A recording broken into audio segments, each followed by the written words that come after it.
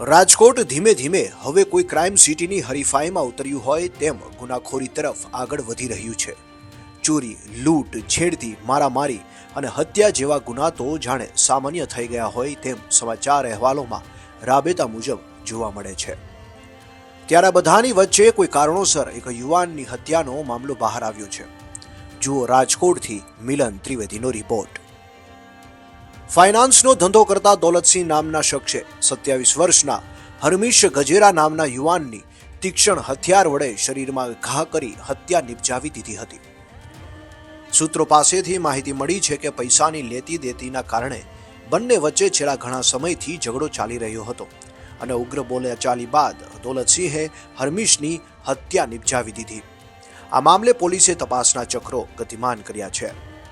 ગઈકાલના રોજ Bhaktinagar police station વિસ્તારમાં Nilkanth park નજીક ખવડિયાર હોટલ છે, જે ચાની હોટલ છે, ત્યાં ઉપર ફાઇનાન્સનો ધંધો કરતા દેવસિંહ છે, એમને આ કામના જે નીચે ચા પીવા આવનાર હતા એમાં એક તો ફરિયાદી છે રાધિકભાઈ પટેલ અને એમનો ભાઈ છે હાર્નિશભાઈ, તો એમની સાથે ઝઘડો થયેલો અને બોલાચાલી થઈને ત્યારબાદ આરોપીએ ચક્કુ લાવીને એને હાર્નિશભાઈના છાતીના ભાગે ચક્કુ મારતા તેમનું મૃત્યુ થયેલું। આ બાબતે 302 મુજબનો ગુનો ભક્તિનગર પોલીસ સ્ટેશનમાં દાખલ કરવામાં આવ્યો છે અને આરોપીની હાલ તપાસ ચાલુ છે। હત્યાનું કારણ ત્યાં એમની બેઠક હતી ચા પીવાની અને આમનો ત્યાં ડેલો બનાવેલો આજે આ કામના આરોપી છે અને ત્યાં ઊભા રહેવા બાબતનો એમનો ઝઘડો હતો, ત્યાં ઊભા ના રહો એ બાબતનો ઝઘડો હતો। શું કામ કરે આરોપી ફાઇનાન્સનું કામ કરે છે। એમની સામે અગાઉ કોઈ ગુનાઓ દાખલ થયેલા છે, કઈ રીતે? એમની સામે અગાઉ 307 ને પ્રોહિબિશન એક્ટ મુજબના અલગ અલગ પોલીસ સ્ટેશનમાં ગુના દાખલ। હાલ પોલીસ કઈ રીતે કાર્યવાહી કરી રહી છે? હાલ પોલીસે ટીમો બનાવી છે, ક્રાઇમ બ્રાન્ચથી માંડીને લોકલ પોલીસ સ્ટેશનના ડિસ્ટાફ તેમજ ઝોન 1 સાહેબની ક્રાઇમ બ્રાન્ચ પણ સામેલ છે। મૃતકના પરિવારે હત્યારાને જ્યાં સુધી પકડવામાં ન આવે ત્યાં સુધી મૃતદેહ સ્વીકારવાની ના પાડી દીધી હતી, પરંતુ પોલીસ દ્વારા કડક પગલાં લેવાની ખાતરી આપી ત્યારબાદ જ પરિવારે મૃતદેહ સ્વીકાર્યો હતો। મારું નામ દીપેન પટેલ, મારા જીજાજી એટલે હરમીશભાઈ ગજેરાની ગઈકાલે રાત્રે 9 થી 10 ની વચ્ચે Kotharia main road Nilkanth cinema પાસે હત્યા નિપજાવવામાં આવેલ છે। આ હત્યાની બાબત નહીં એવી એટલે કે આજથી 4-5 દિવસ પહેલા આ જાણી જોઈને ગુનાહિત કૃત્ય કરનાર વ્યક્તિએ જાણી જોઈને તકરાર ઊભી કરેલી હતી। ત્યારબાદ આજ કાલે રાત્રે પાછી જાણી જોઈને તકરાર ઊભી કરી અને એ બાબતનો ક્રોધ અને ખાર રાખીને એની હત્યા નિપજાવેલ છે।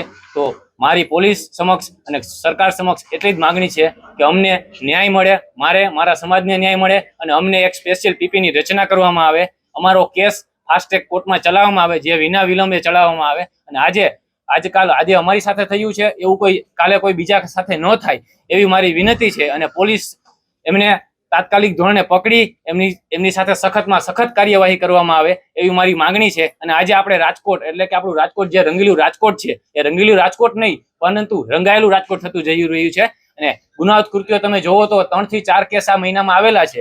તો હું પોલીસ સમક્ષ એટલી જ માંગણી કરું છું કે આજે અમારી સાથે થયું છે એવું કાંઈ કોઈ બીજા સાથે ન થાય અને બીજાઓને અમે જે ગુમાવ્યું છે એ ગુમાવવું ન પડે એવું કડકમાં કડક કાર્યવાહી કરવામાં આવે આ વ્યક્તિઓ ઉપર। આ લુખ્ખા તત્વો ખુલ્લેઆમ રખડી રહ્યા છે તો પોલીસ એને પકડીને એને કાયદાનું ભાન કરાવે અને એને આપણું સરકાર સમક્ષ હાજર કરી એને કાયદેસરની કાર્યવાહી કરી સખતમાં સખત કાર્યવાહી કરવામાં આવે અને અમારો કેસ વિના વિલંબે ચલાવવામાં આવે એવી મારી સરકાર સમક્ષ અને આ ભાઈઓ સૌ મીડિયા સમક્ષ। હા, કારણ એટલે આજથી 4-5 દિવસ પહેલા નહીં એવી બાબત એટલે કે બેસવા જેવી બાબતનો ખાર રાખીને અને હાથે તકરાર ઊભી કરેલી હતી એ વ્યક્તિએ,